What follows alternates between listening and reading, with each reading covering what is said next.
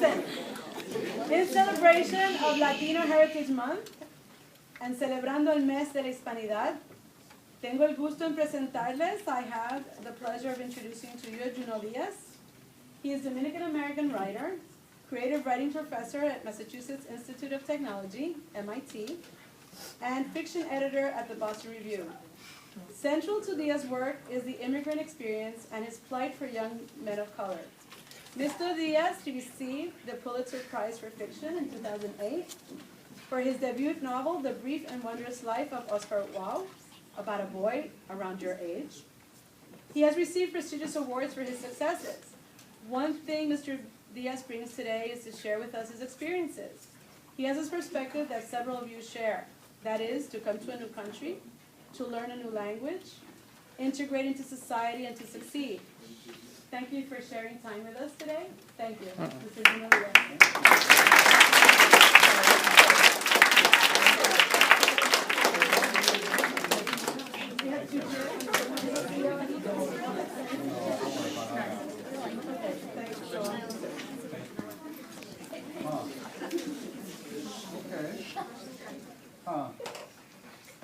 My name is Junot.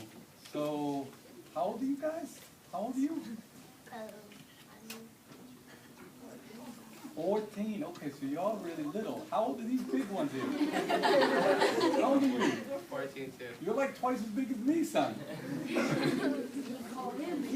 Yes? Yes, all right. Well, it's nice to be here. Again, like I said, my name is Junot. I was invited here because I'm an artist. Yeah? I'm a writer. It's a strange thing to say, and it's certainly a strange thing to be, considering the background that I come from. I thought I would just begin by giving you all a few comments, what we call prefatory remarks, yeah? And then see what you'll want to talk about. All right?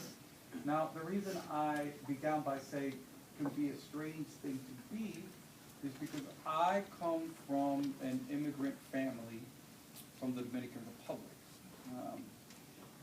Best way to describe it, I've got one of those families where the last thing in the world that they expected from any of their damn kids was to be an artist. Yeah? We were 5.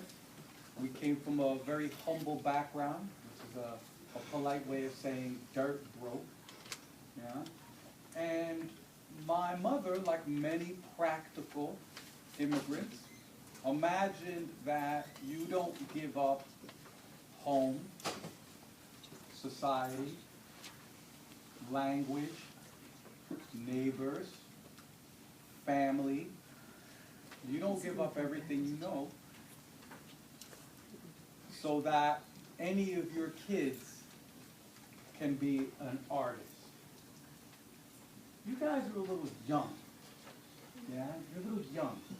But soon enough, if you haven't felt it already, you're going to begin to get pressure on what in the world you should be when you grow up. In my family, they made that real clear. Yeah, real clear. You were a doctor, or if things got real bad, you were an engineer, or if you were really, in my mom's mind, if you were a really bad student, you were a lawyer. But there wasn't anything else. There was no other dream in our family, yeah? Which was so strange for someone like me, because I just wanted to be an artist. I grew up in a military family. Yeah? My father was in the military. My older brother was an Army ROTC.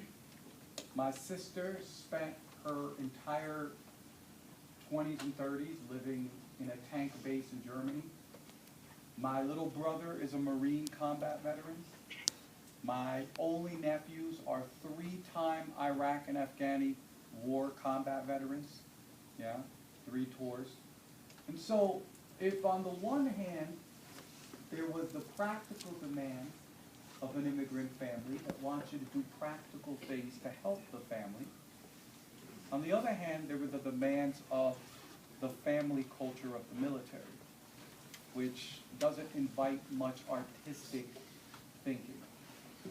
So the weirdest thing is, when I was your guys' age, I was around 13 or 14, I began to realize that what I wanted to be and what I wanted to do had no place either in my neighborhood or in my family.